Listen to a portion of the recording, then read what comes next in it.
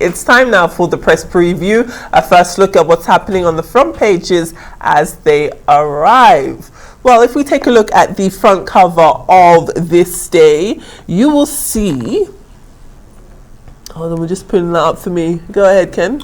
Again, terrorist strike in Zaria as El-Rufai insists there's enough intelligence to prevent attacks. At the top, Buni to new National Working Committee bequeaths a better, stronger APC to you. The World Health Organization certifies NAFDAC fit to regulate production of COVID-19 vaccine. That's on page 41. 1.2 trillion naira unclaimed funds. House Committee discovers 300 billion naira in banks and MTAs. Absolutely, thank you very much for that. And I think, yeah, you've done well. I think that those are the big stories that we obviously have. The beginning of Adamu's reign has officially started. He is, of course, the newly elected APC national chairman, Senator Abdullahi Adamu, receiving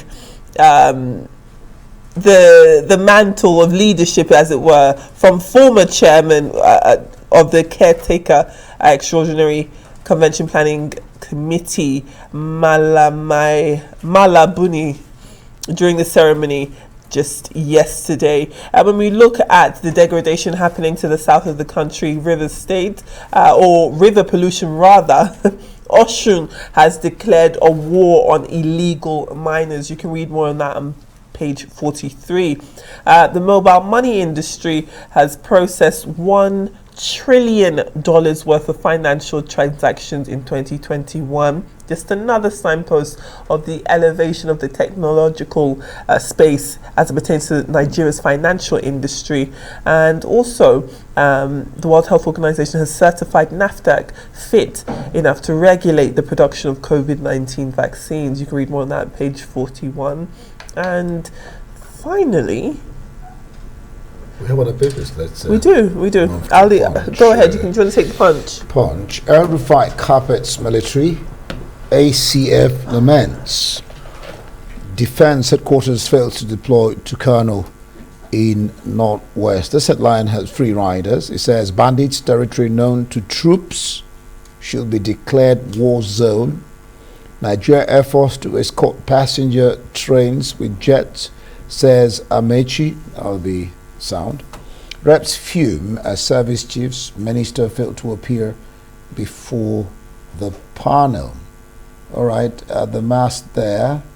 Let's see what it is saying. It says that Senate demands downward pay TV tariff review, orders hike probe, and NAFDAC gets WHO certification, plans vaccine laboratory June. That's quite interesting.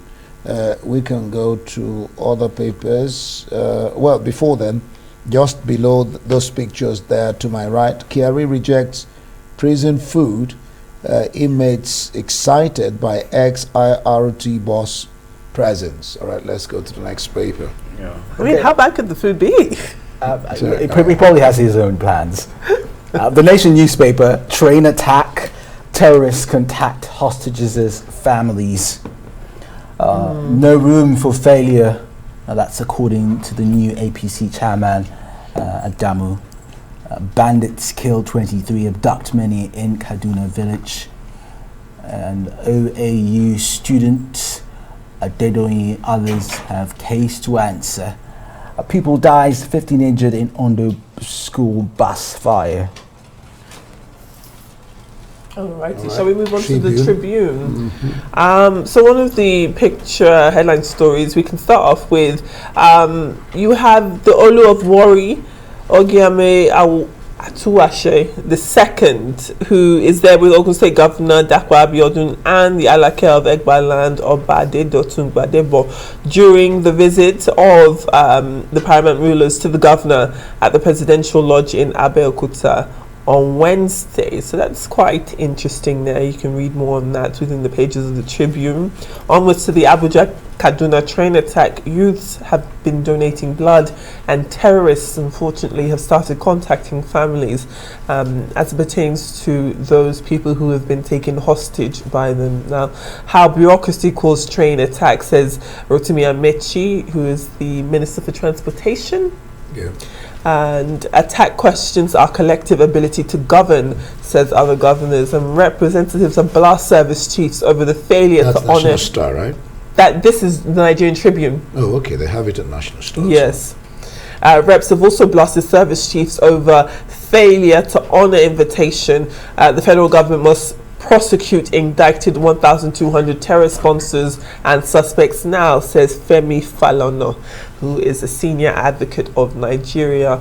Onwards to the top of the Tribune, and the federal government has approved the procurement of lie detectors and night vision goggles for the NDLEA. I mean, that's quite interesting in itself, seeing as, internationally speaking, polygraph tests have not really been used in court of law because of their lack of reliability. Though some police officers use them, they can't always be used to determine facts because you can't always determine for or against whether or not a polygraph test is 100% accurate. But there's that. Let's look at National Star.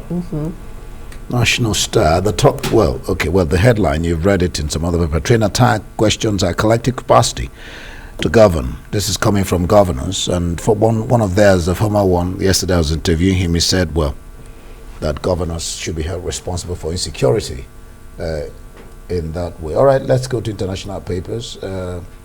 Independent, mothers wrongly blamed for their babies' deaths, wrongly blamed. This is independent, yeah, correct. Kim Sen Gupta, inside Kharkiv, a city destroyed by Putin's onslaught. That's for independent. And other papers here, this is the Times. Childbirth is not safe for women in England. And mothers and babies died avoidably in NHS scandal. And Putin faces revolt over blunders in Ukraine. That's a shame. If we move on to the Wall Street Journal, they have been saying and reporting that Russia has been playing down peace talks. You can see the woman there. That is, of course, a woman in Mestiaka in Ukraine on Wednesday after another air raid siren sounded. U.S. sanctions oligarch and exempts his companies. Janet Yellen says penalties would impose massive costs. The impact is milder. Western allies call to plan for Ukraine's security guarantee. Moving on to business news, leaks appear to dent profits on big stock sales. The SEC proposes stricter regulations for SPACs. And Martin Sorrell's S4 Capital loses more than 1/3 of its market value. And finally, to US news, US to lift border policy that turned away migrants because of COVID-19 fears. All right, I guess that will be it Yep. for today.